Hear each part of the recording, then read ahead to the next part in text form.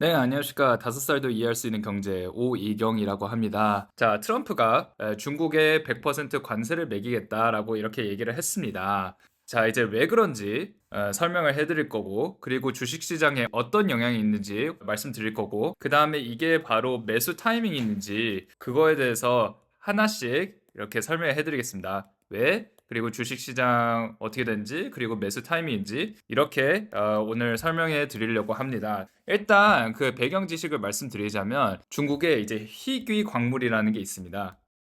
영어로는 rare earth라고 하죠. 그게 왜 중요하냐면요. 이 광물이 어디에서 들어가냐면요. 요즘에 제일 핫한 주식들 있지 않습니까? 전기차, 휴대폰, 컴퓨터. 여기 안에 필요한 그 광물이 여기 안에 꼭 들어가거든요. 그래서 사실 되게 중요합니다. 특히 자석이 되게 중요한데요. 여기 전기차, 핸드폰, 컴퓨터 안에 들어가는 자석을 그 광물이 대부분 이제 중국에서 오는데요. 근데 중국이 무슨 발표를 했냐면요. 야, 우리가 앞으로 이제 모든 광물, 모든 희귀 광물 다 통제할 거야. 라고 얘기를 했습니다.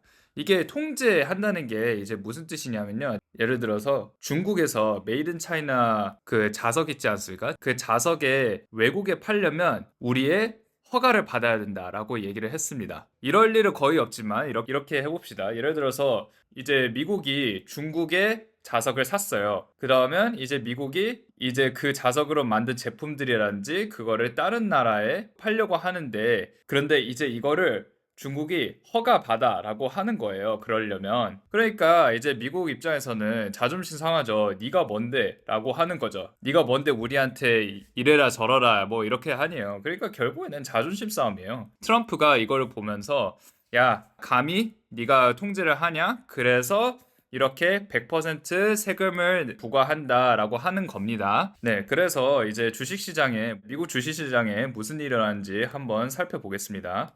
해외 주식을 보면요. S&P가 2.71% 떨어졌죠. 그리고 시가총액 그 순위를 보면 자, 전부 다 파란색이죠. 특히 엔비디아는 많이 떨어졌고 아마존도 많이 떨어졌습니다. 브로드콤도 많이 떨어졌고 테슬라도 많이 떨어졌고, 엔비디아는 왜 떨어졌는지 좀 명확하는데요. 미국하고 중국의 사이가 조금 좋아지면 반도체 수출이 조금 더 좋아지는 거 아니냐라는 기대가 있는데, 이제 100% 관세 때문에 그 기대가 싹 없어졌죠. 그것 때문에 이제 많이 안 좋아졌는데요. 아마존도 마찬가지로 미국하고 중국하고 관계가 좀 좋아지면 그래도 무역이 조금 더 자연스럽지 않겠냐라고 했는데, 그것도 이제 물 건너갔죠. 그래서 그것도 아니고, 아무튼 그래서 여러 이유 때문에 정말 많은 주식들이 여기 보시면요. 다 지금 파란색이에요. 예, 그 발언 때문에. 네, 그렇습니다. 그리고 특히 이제 뭐 이거는 좀 TMI이긴 한데, 미국이 또 불안한 이유가 뭐냐면요. 미국의 그 땅덩어리가 엄청나게 크지 않습니까? 크다 보니까 이제 농사도 많이 짓거든요. 원래 중국이 미국에 콩을 정말 많이 샀었어요. 콩을 정말 많이 샀는데 왜 그러냐면 중국이 돼지고기를 좋아해요. 돼지고기하고 콩하고 무슨 상관이냐면요. 돼지를 키워야 되잖아요. 돼지의 사료를 줘야 되는데 사료가 어디서 나오냐? 이 콩에서 대부분 나오거든요. 그래서 중국이 미국의 콩을 정말 많이 샀어요. 그런데 말씀드렸듯이 미국하고 중국하고 사이가 안 좋으면 미국 콩도 안 사지 않을까. 그러니까 이제 미국 농부들도 큰일 났다라고 한 거죠. 네, 그렇습니다. 그래서 그것 때문에 S&P 주식이 이제 마이너스 2.7% 이렇게 된 거죠. 자, 그래서 과연 이게 매수 찬스인가 이렇게 보는데요. 그 인베스터 채널에서 이제 동영상을 또 만들었는데요. 자, 보시다시피 여기 S&P가 지금 여기까지 왔습니다. 여기가 왔는데 딱 여기까지 떨어졌어요. 차트를 보시다시피 지금은 조금 이르다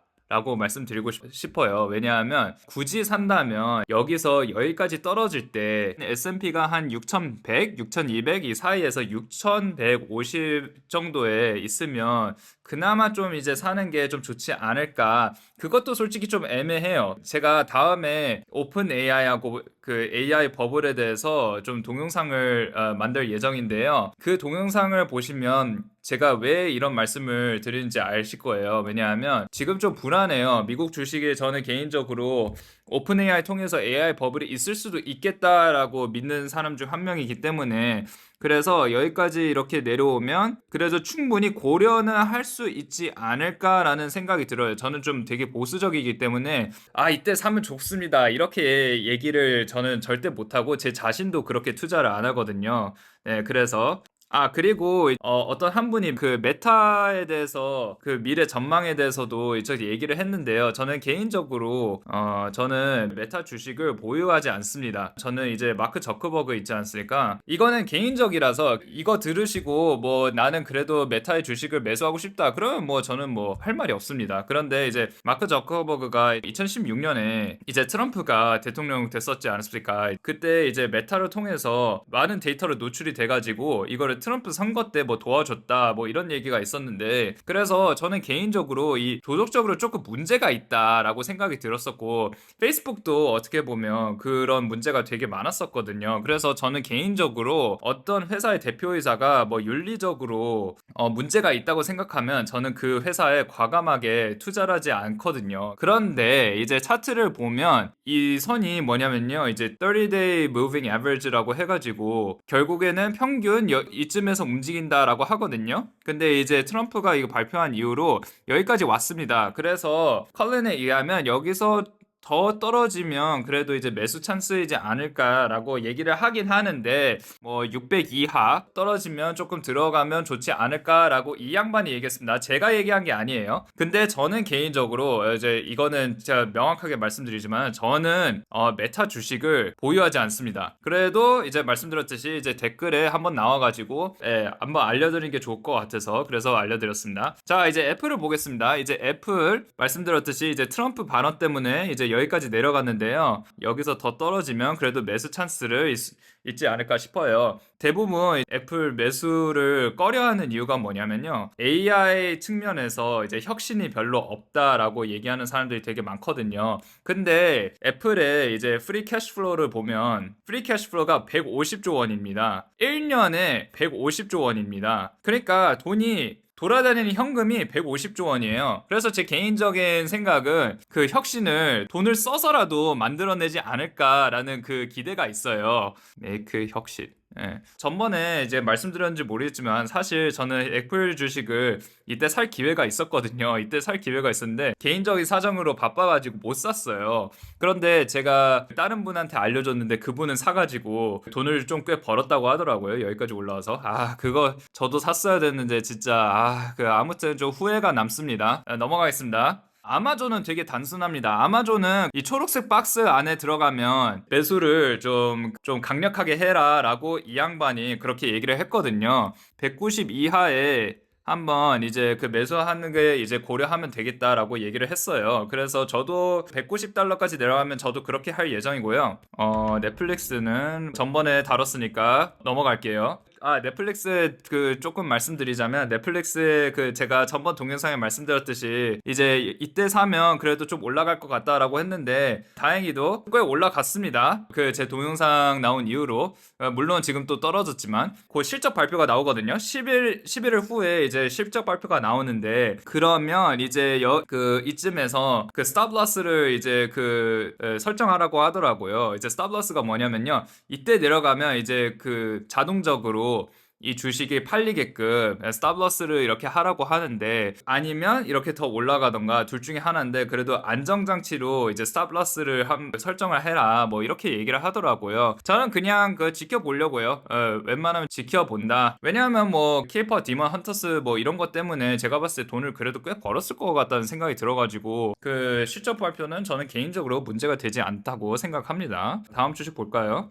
다음 주식은 엔비디아인데, 컬른이 이거를 보면서 정말 excited라는 단어를 이렇게 사용을 했어요. 정말 진짜 신난다.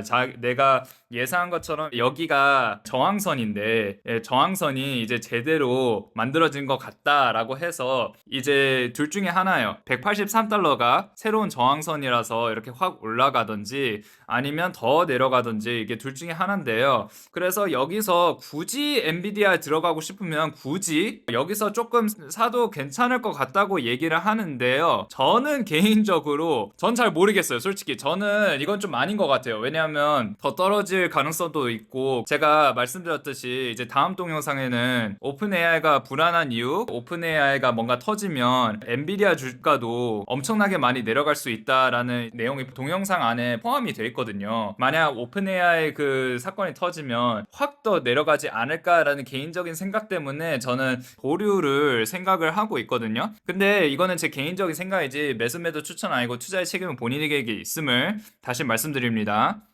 구글도 어떻게 보면 여기서 좀 떨어졌는데, 구글도 말씀드렸듯이 여기 200에서 210선까지 이제 가게를 이제 기다리고, 그때 이제 매수를 할까? 그때도 이제 고민을 해야 될 것 같습니다. 왜 이 선이 있었냐면, 여기 딱 그 저항선이 여기 또 이제 만들어졌는데, 여기를 지나면 확 올라가는 거고, 여기를 이제 못 뚫으면 바로 이제 내려간다는 의미이기 때문에 저항선이거든요.